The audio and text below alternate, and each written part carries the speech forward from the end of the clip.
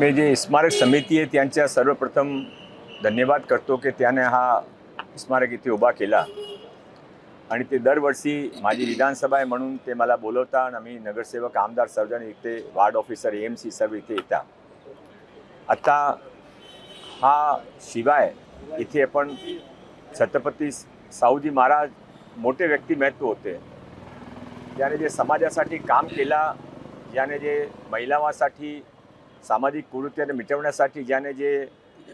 पुढाकार घेतला होता, आजपर्यंत लोक त्यांचे स्मरण करून त्या कामामध्ये आहे। आता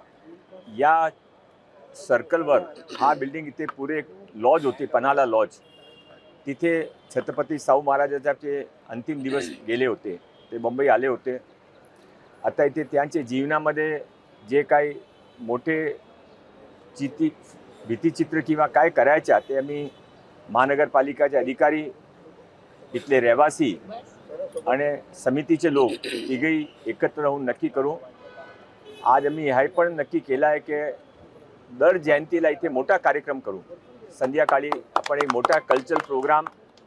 इथे करून सर्व छत्रपती शाहू महाराजांचे मानणाऱ्या लोकांना इथे आपण निमंत्रित करू। आणि आमचा प्रयत्न राहील की पहिल्या कार्यक्रमामध्ये माननीय मुख्यमंत्रीजीने पण आम्ही निमंत्रित करू, गव्हर्नर साहेबांना निमंत्रित करू आणि हळूहळू छत्रपती शाहूजी महाराज इथे